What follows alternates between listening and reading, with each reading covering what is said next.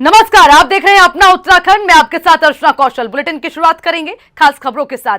मुख्यमंत्री त्रिवेंद्र सिंह रावत की अध्यक्षता में प्रदेश मंत्रिमंडल की बैठक होगी। बैठक शाम 4:30 बजे से मुख्यमंत्री के आवास पर होनी है। बैठक में अगले महीने से स्कूल खोले जाने के प्रस्ताव पर फैसला हो सकता है। फरवरी के पहले हफ्ते से 6 और 7 उसी के साथ 11वीं तक कक्षाएं शुरू की जाएंगी।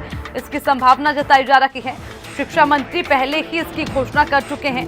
अब यह प्रस्ताव बैठक में लिया जा सकता है। इसके अलावा स्वामी राम हिमालयन अस्पताल से संबंधित एक अन्य प्रस्ताव बैठक में चर्चा के लिए लाया जा सकता है। राजस्व, समाज कल्याण, विद्यालय शिक्षा, स्वास्थ्य और शहरी विकास विभाग से संबंधित प्रस्ताव को लेकर भी बैठक में संभावना है कि चर्चा हो। मंत्रिमंडल केंद्रीय स्वास्थ्य एवं परिवार कल्याण विभाग की एसओपी के तहत कुंभ मेले को लेकर राज्य स्तर पर जारी होने वाली एसओपी पर भी चर्चा की जा सकती है। तो इसी खबर पर ज्यादा अपडेट के साथ हमारे संवाददाता चंद्रमोहन फोन लाइन पर हैं। उनसे ज्यादा अपडेट लेंगे। चंद्रमोहन, आपसे जानना चाहेंगे कैबिनेट की बैठक में क्या और अपडेट आपके पास है? कौन से महत्वपूर्ण मुद्दों को लेकर बातचीत हो सकती है? जी बिल्कुल, देखिए अर्चना, आज की कैबिनेट की बैठक बहुत महत्वपूर्ण है। शाम 4 बजे मुख्यमंत्री आवास में सीएम त्रिवेंद्र सिंह रावत की अध्यक्षता में ये कैबिनेट की बैठक होगी और कई महत्वपूर्ण इस बैठक में प्रस्ताव आएंगे। सबसे अहम जो मुद्दा है वो कुंभ को लेकर है। केंद्र सरकार ने अपनी एसओपी जारी कर दी है। अब राज्य सरकार को एसओपी जारी करनी है, तो उसको लेकर आज संभावना है कि राज्य सरकार जो एसओपी का प्रस्ताव है उस पर मोहर लगाएगी और फिर उसको जारी कर दिया जाएगा। दूसरा, अभी बजट सत्र होना है, तो सरकार इस बार चाह रही है कि वो गैरसैंण में सत्र आयोजित करे, क्योंकि पिछला जो बजट सत्र हुआ था मार्च में, उस समय सीएम त्रिवेंद्र सिंह रावत ने गैरसैंण को ग्रीष्मकालीन राजधानी घोषित किया था और ग्रीष्मकाल में वहां पे सत्र हो नहीं पाया था क्योंकि कोरोना के दौर में वहां तमाम व्यवस्थाएं नहीं हो पाई। तो अब राज्य सरकार चाह रही है कि चुनाव में कम समय बचा है और गैरसैंण एक महत्वपूर्ण मुद्दा है, इसलिए बजट सत्र को गैरसैंण में किया जाए। तो वो भी एक मुद्दा जो है वो उस निर्णय पर भी कैबिनेट की मोहर लग सकती है। इसके अलावा जो जिला विकास प्राधिकरण है, अभी हाल ही में अल्मोड़ा 2 दिवसीय अल्मोड़ा दौरे पर सीएम गए थे, तो उस दौरान उन्होंने एक आदेश जारी किया था, एक प्रस्ताव तैयार करने का आदेश जारी किया था कि जितने भी जो जिला विकास प्राधिकरण है उनको खत्म किया जाए। तो आज उस पर भी फैसला होगा। इसके अलावा शिक्षा, स्वास्थ्य, रोजगार को लेकर भी प्रस्ताव आएंगे, उन पर भी कैबिनेट की मोहर लग सकती है। जी ठीक है चंद्रमोहन, बने रहिएगा, आगे भी आपसे अपडेट लेंगे, नजर बनाए रखें।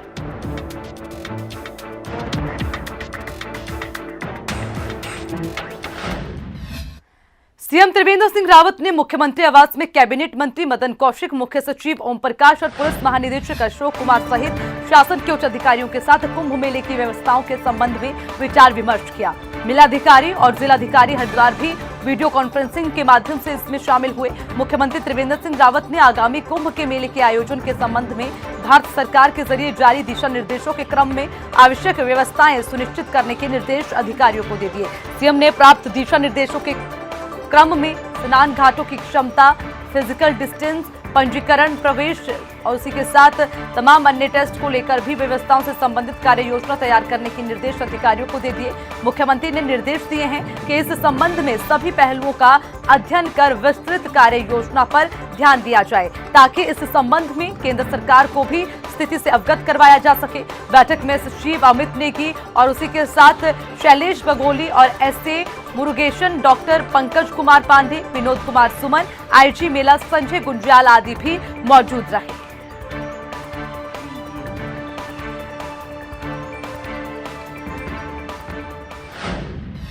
मुख्यमंत्री त्रिवेंद्र सिंह रावत ने मुख्यमंत्री आवास में कैबिनेट मंत्री मदन कौशिक, मुख्य सचिव ओम प्रकाश और शासन के उच्च अधिकारियों के साथ देहरादून में मेट्रो नियमों के संचालन से संबंधित प्रस्तुतिकरण का अवलोकन किया। सीएम ने देहरादून शहर में यातायात की बेहतर संसाधनों की उपलब्धता के लिए समेकित प्रयासों की जरूरत बताते हुए इस दिशा में प्रभावी पहल की जरूरत बताई है। सीएम ने इस संबंध में उत्तराखंड मेट्रो रेल और urban infrastructure and building construction corporation को मेट्रो नियमों के संचालन से संबंधित कार्य योजना और डीपीआर तैयार करने के निर्देश दिए। इस दौरान वित्त सचिव अमित नेगी, शहरी विकास सचिव शैलेश बगोली और एमडी यूकेएमआरसी जितेंद्र त्यागी, परियोजना निदेशक वीके मिश्रा, ये तमाम अधिकारी भी मौजूद रहे।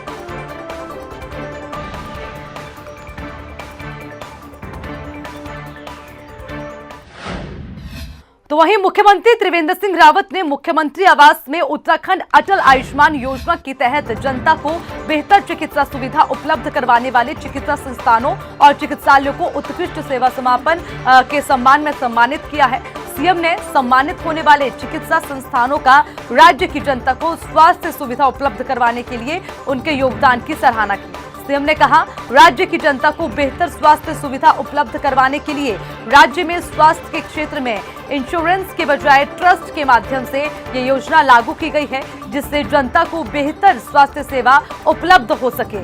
मुख्यमंत्री ने कहा, अटल आयुष्मान योजना के तहत उत्तराखंड अकेला राज्य है जहां राज्य के 23 लाख परिवारों को स्वास्थ्य सुविधा उपलब्ध करवाई जा रही है। इस अवसर पर सीएम ने अटल आयुष्मान योजना के तहत स्वामी राम हिमालयन यूनिवर्सिटी जॉलीग्रांट को स्वर्ण प्रमाण पत्र और कृष्ण मेडिकल सेंटर देहरादून और Chamunda hospital and laparoscopic centre Kashipur को रजत प्रमाण पत्र और हंस फाउंडेशन जनरल हॉस्पिटल सतपुली को कांस्य प्रमाण पत्र से सम्मानित किया।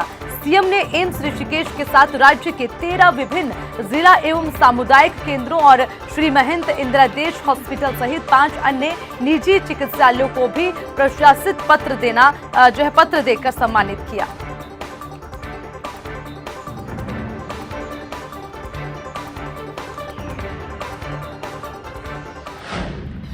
चलिए खबरों में बढ़ेंगे आगे, लेकिन उसी बीच एक और बड़ी जानकारी सामने आ रही है, उससे आपको रूबरू करवाते चले। देहरादून से जानकारी, राष्ट्रपिता महात्मा गांधी की पुण्यतिथि पर उपवास, ये बड़ी जानकारी आपको दे दें। राष्ट्रपिता की पुण्यतिथि पर आज उपवास का फैसला उत्तराखंड कांग्रेस ने किया है। ये बड़ा अपडेट आपको दे रखे हैं। उत्तराखंड कांग्रेस लगातार जहां किसानों के समर्थन में है, तो वहीं आज उस खास मौके पर उपवास का फैसला लिया गया। उत्तराखंड कांग्रेस ने गांधी पार्क में उपवास की शुरुआत की। प्रदेश अध्यक्ष प्रीतम सिंह के नेतृत्व में उपवास किया गया। ये बड़ी जानकारी, लगातार तस्वीरें भी आपको दिखा रहे हैं। कांग्रेस ने उपवास कर राष्ट्रपिता महात्मा गांधी को श्रद्धांजलि अर्पित की है। तस्वीरें आपको लगातार दिखा रहे हैं, जहां पर जो है राष्ट्रपिता महात्मा गांधी की पुण्यतिथि पर उपवास रखते नजर आ रहे हैं उत्तराखंड कांग्रेसी।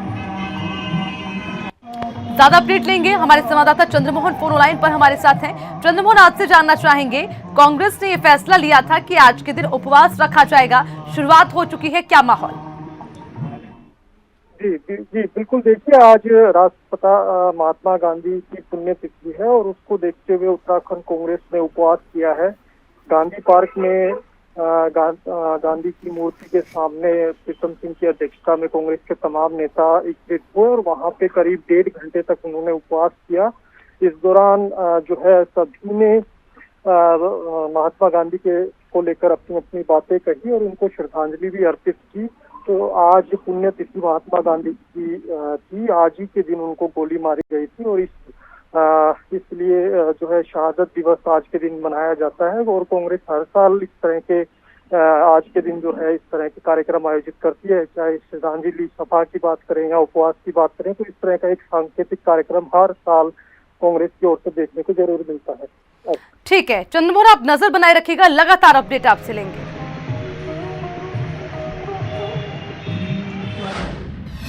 तो वहीं देश की राजधानी नई दिल्ली में इजरायली दूतावास के आगे हुए बम ब्लास्ट को लेकर उत्तराखंड भी अलर्ट हो गया है। दरअसल उत्तराखंड में हरिद्वार महाकुंभ की तैयारियां चल रही हैं और ऐसे में हरिद्वार महाकुंभ में न सिर्फ देश से बल्कि विदेशों से भी लोग महाकुंभ में आते हैं। इस लिहाज से यहां पर दूतावास पर हुए ब्लास्ट के बाद सिक्योरिटी टाइट कर दी गई है।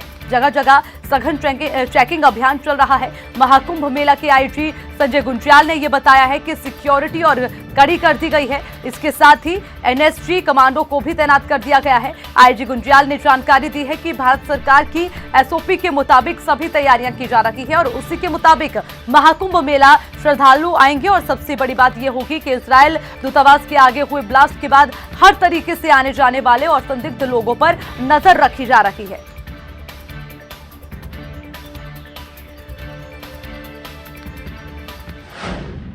तो वहीं विधानसभा प्रभारी जसविंद्र सिंह गोगी का मसूरी पहुंचने पर कांग्रेस कार्यकर्ताओं ने भव्य स्वागत किया। बैठक में कांग्रेस कार्यकर्ताओं ने मसूरी के साथ राज्य में कांग्रेस को मजबूत करने के लिए सुझाव दिए। वहीं कई लोगों ने अपने दर्द भी बयां किए। उन्होंने कहा कि कुछ लोग अपने स्वार्थ के लिए कांग्रेस पार्टी का इस्तेमाल कर पार्टी का नुकसान कर रही है। कांग्रेस पार्टी में अपने आप में कई गुट हैं, जिससे पार्टी को भारी नुकसान हो रहा है। कांग्रेस कार्यकर्ताओं और नेताओं से एक मंच पर आकर पार्टी के लिए काम करने का आह्वान किया, जिससे कि 2022 में पार्टी को फायदा मिल सके और पार्टी कांग्रेस पार्टी प्रदेश में सरकार बना सके। कांग्रेस के मसूरी विधानसभा प्रभारी जसविंदर सिंह गोगी ने यह कहा है कि कार्यकर्ताओं के गिले शिकवे जरूर हैं, लेकिन किसी प्रकार की कोई गुटबाजी नहीं है। उन्होंने ये भी कहा है कि कांग्रेस एक परिवार है, जहां पर सभी को लोकतांत्रिक तरीके से अपनी बात कहने का अधिकार है और इसी को लेकर सभी विधानसभा के प्रभारी अपने अपने विधानसभा में बूथ स्तर तक कार्यकर्ताओं से मिलकर कांग्रेस पार्टी को मजबूत करने को लेकर काम कर रहे हैं। चुनाव के समय किए गए वादे पूरे किए गए, वहीं पर महंगाई, बेरोजगारी और भ्रष्टाचार से लोग परेशान हैं। इसका जवाब 2022 के चुनाव में जनता बीजेपी को देगी और सत्ता से बाहर का रास्ता दिखाने का काम करेगी। आज हमारी जो बैठक का दौर है, चिंतन करने का है कि कैसे हम लोग संगठन को मजबूती करेंगे।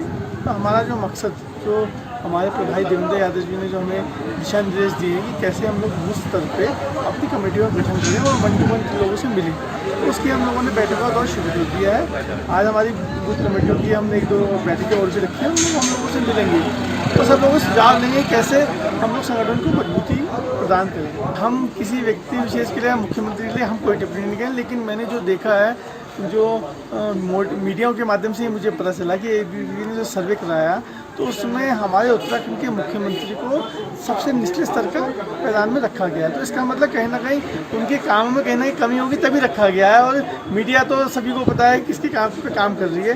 तो हमें लगता है कहीं ना कहीं भाजपा सरकार और जो यहाँ की उत्तराखंड की सरकार है कहीं काम नहीं कर रही है, ना हमें दिख पा रहा है। तो इसी खबर पर ज्यादा अपडेट के साथ हमारे संवाददाता सुनील हमारे साथ जुड़े हैं, उनसे भी अपडेट लेते हैं। सुनील, आपसे जानना चाहेंगे, कांग्रेस की बैठक हुई, उनका दर्द छलका, जहां पर वो ये खुद मान रखे हैं कि कहीं ना कहीं कांग्रेस में गुटबाजी है, तो क्या हालात नजर आते हैं? सुनील जी, देखिए कि जिस तरीके से यहाँ पर मसूरी विधानसभा की बैठक हुई, उसमें साफ तौर पर कांग्रेस कार्यकर्ताओं का जो डर था, खासकर गुटबाजी का जो डर था, वो यहाँ पर झलका।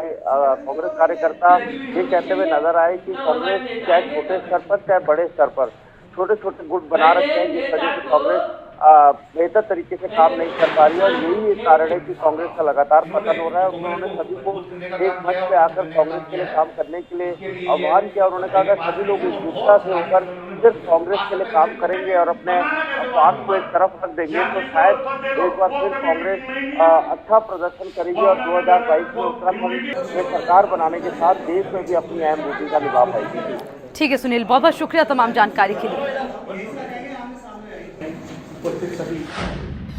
वक्त छोटे से ब्रेक का, बने रहेगा, वापस लौटेंगे।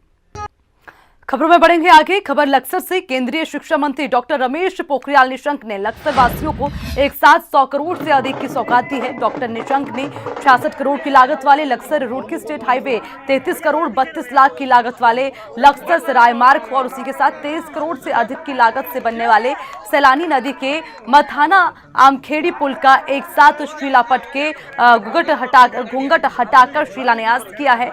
डॉक्टर निशंक ने इस मौके पर यह कहा है कि पीएम मोदी के नेतृत्व में बीजेपी सरकार देश दुनिया में नंबर 1 पर बनने में जुटी हुई है। उन्होंने ये भी कहा है कि अंतिम व्यक्ति के चहुमुखी विकास पर सरकार का फोकस है। उन्होंने ये भी बताया कि लक्सर रुड़की हाईवे और सोलानी और 3 सड़कों सहित एक अरब 30 करोड़ की विकास योजनाओं का शिलान्यास किया है। इन योजनाओं के पूरा होने से लक्सर क्षेत्र के लाखों लोगों के साथ ही दूसरे प्रदेश के लाखों लोग भी लाभान्वित होंगे। गणतंत्र दिवस के मौके पर जो उपद्रव दिल्ली में फैला, उसे लेकर के पूरी दुनिया ने देखा कि किस तरह के हालात देश में बने और अभी थमा नहीं है, क्योंकि एक किसान गुट जो है लगातार वहाँ कहीं ना कहीं उपद्रव मचा रहे हैं। और सरकार ने कल रात जो कार्रवाई करने की तैयारी की थी, लेकिन अचानक सरकार और पुलिस ने कार्रवाई नहीं की। इसकी क्या वजह रही? आज हमारे साथ में जुड़े हुए हैं, इस पूरे प्रकरण को लेकर के बात करेंगे। केंद्रीय मंत्री डॉक्टर रमेश पोखरियाल निशंक जी, उनसे बात करेंगे आखिर सरकार ने कार्रवाई क्यों नहीं की, क्योंकि जब इतना बड़ा जो तस्वीरें सामने आई है वो कहीं ना कहीं दिखाने किसी को बताने के लायक नहीं है। आपको क्या लगता था कि जो लोग खराब मंशा से गए थे वो देश की स्वाधीनता दिवस पर इस तरीके की घटना घटी, ये जिस तरीके का ये षड्यंत्र था, जिस तरीके से करने पूरे देश ने देखा है। पूरे देश ने इस बात की आलोचना ही नहीं की, निंदा भी की है। और देश का स्वाभिमान सम्मान हमेशा बचा रहना चाहिए। लोकतंत्र में शालीन तरीके से अपनी बात को रखने का है। धरने भी होते हैं, प्रदर्शन भी होता है, और इसलिए सरकार जो भी कार्रवाई करेगी ताकत के साथ। सर, राहुल गांधी का बयान आया है कि वो किसानों के साथ खड़े हैं इस पूरे प्रकरण को लेकर के, इसमें क्या कही राहुल गांधी के बारे में आप देख रहे हैं वो कब क्या बोलते हैं, आप तो आपने सुना डॉक्टर पोखरियाल निशंक ने कहा साफ तौर पर कि सरकार कहीं ना कहीं किसानों के सम्मान में खड़ी है, लेकिन व्यवस्था खराब ना हो इसलिए कार्रवाई नहीं की है। और राहुल गांधी के सवाल पर उन्होंने कहा कि राहुल के बारे में सब जानते हैं, वो क्या बोलते हैं। सीधे सीधे इन्होंने तंज भी कहा कि उन्हें कोई भी सीरियस नहीं लेता है। जसवीर सिंह, हिंदी खबर, बक्सर।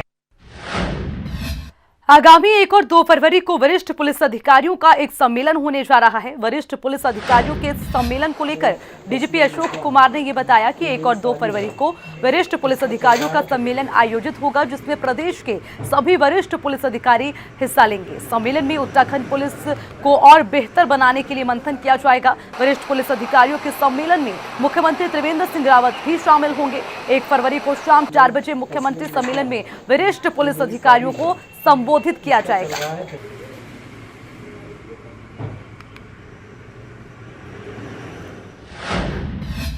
तो वहीं हरिद्वार में कुंभ मेला शुरू होने में 1 महीने का समय शेष रह गया है। इसके लिए अखाड़ों ने भी अपने स्तर पर तैयारियां शुरू कर दी है। बैरागी संप्रदाय के तीनों अखाड़ों ने बैरागी कैंप में बैठकर कुंभ मेला प्रशासन पर बैरागी संतों की उपेक्षा का आरोप लगाया है। वहीं पर पंच निर्मोही अखाड़ा, पंच निर्माणी अखाड़ा और दिगंबर अखाड़े के साधु संतों ने ये कहा कि हर बार कुंभ मेला प्रशासन के जरिए बैरागी संतों की उपेक्षा की जाती है।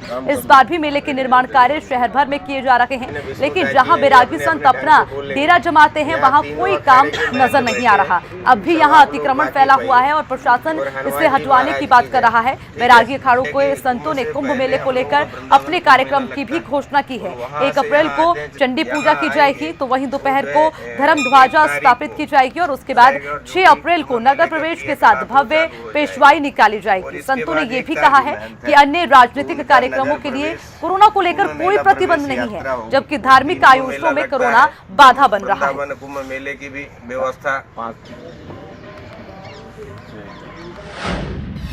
तो वहीं मसूरी एक कार्यक्रम में शिरकत करने पहुंचे कृषि मंत्री सुबोध उनियाल ने पत्रकारों से वार्ता करते हुए ये कहा कि उनकी सरकार ने पिछले 4 सालों में कृषि क्षेत्र में 100 से ज्यादा बदलाव किए हैं। कृषि और बागवानी को धरातल पर लाकर किसानों को ज्यादा से ज्यादा मदद देकर उसकी आय को बढ़ाने के लेकर लगातार राज्य सरकार काम कर रही है। उन्होंने ये भी कहा है कि प्रदेश में सबसे ज्यादा समस्या थी कृषि उत्पादों की मार्केटिंग की और उत्पादों की वैल्यू एडिशन किस तरीके से किया जाए। उन्होंने कहा है कि पर्वतीय क्षेत्र का पहला प्रोसेसिंग क्लस्टर मसूरी के पास के कैंपटी क्षेत्र में तैयार किया जा रहा है, जिसके माध्यम से उत्पादों को मार्केटिंग जो है उत्पादों की जाएगी। उन्होंने ये भी बताया कि पूरे प्रदेश में 1300 आउटलेट बनाए जा रहे हैं, जहां पर उत्तराखंड के ऑर्गेनिक उत्पादों को दुनिया में पहुंचाने का लक्ष्य है। तो कृषि मंत्री ने अपने सरकार के कार्यों की जानकारी दी है। कृषि मंत्री ने अपनी सरकार के जहां काम गिनवाए, तो वहीं पर पिछले 4 सालों में कृषि मंत्री में 100 से ज्यादा बदलाव हुए हैं, उसको लेकर भी जानकारी दी गई। और बताते चले क्या बदलाव हुए उसके बारे में भी उन्होंने बताया। तो वहीं 2022 के विधानसभा चुनाव से पहले बीजेपी को आप पार्टी ने झटका दे दिया है। दरअसल राज्य आंदोलन का प्रमुख चेहरा रहे रविंदर जुगरान ने आम आदमी पार्टी का दामन थाम लिया। अपने सैकड़ों समर्थकों के साथ उन्होंने पार्टी की सदस्यता ग्रहण की। देहरादून की सुभाष रोड स्थित लॉर्ड वेंकटेश्वर हॉल में कार्यक्रम का आयोजन किया गया था, जहां आपके प्रदेश प्रभारी दिनेश मोहनिया ने उन्हें पार्टी की सदस्यता दिलाई। ये भी बता दें कि रविंदर जुगरान डीएवी कॉलेज देहरादून में छात्र संघ अध्यक्ष रहे, साथ ही राज्य आंदोलन के प्रमुख चेहरे में शुमार होते रहे। वहीं वर्ष 1998 में वो बीजेपी में भी शामिल हो गए थे और इसके बाद खंडूरी और निशंक सरकार में वो वहां दर्जाधारी भी बने रहे। बीजेपी में उन्हें पूर्व मुख्यमंत्री बीसी खंडूरी का करीबी भी माना जाता है। हालांकि बीजेपी में वो काफी समय से हाशिए पर थे, इस कारण उनके साथ अपने 23 साल लंबे रिश्ते को विराम देते हुए रविंदर जुगरान ने आपके साथ नई राजनीतिक पारी शुरू कर दी है। उत्तराखंड की आवाज को बुलंद करने, उत्तराखंड निर्माण की गांव के लिए इसी के साथ बुलेटिन में फिलहाल के लिए इतना ही। ज्यादा जानकारी के लिए हिंदी खबर की वेबसाइट www.hindikhbar.com पर विजिट करें। नमस्कार।